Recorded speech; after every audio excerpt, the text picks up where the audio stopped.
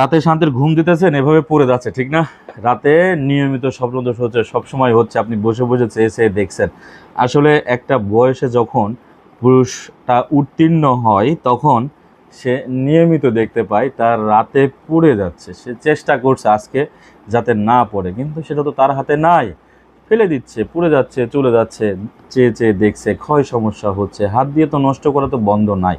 তাহলে এরকমভাবে যদি একটা পুরুষ 15-20 বছর পার করে একটা মেয়েকে কাছে নিয়ে আসে, বিয়ে করে, থাকবে?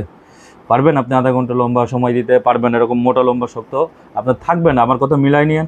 তারপরে যাইতেছেন অনলাইন চিকিৎসা নিতে, নাকি? হ্যাঁ, অফলাইনেও যাইতেছেন, কাজ হচ্ছে না।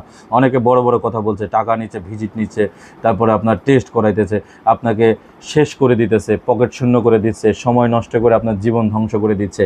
কারণ অধিকাংশ মেয়েরা আমাকে বলে, স্যার, ও অনেক জায়গা থেকে, 15 জায়গা, 20 জায়গা থেকে চিকিৎসা দিচ্ছে, কিন্তু কাজ হচ্ছে না, আমি চলে যাব না, থাকবো, আপনি একটা পরামর্শ দেন, আপনার ভিডিও আমার খুব ভালো লাগে স্যার।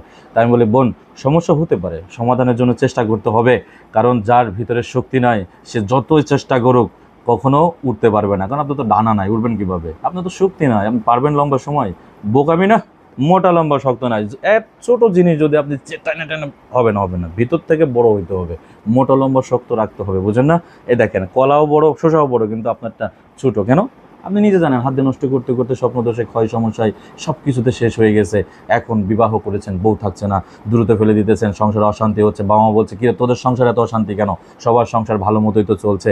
কারণ আপনি বলতে পারছেন, আপনার স্ত্রী সবার সামনে অপমান করছে, তুমি পারো না, এখানে এসে বড় বড় কথা বলছো।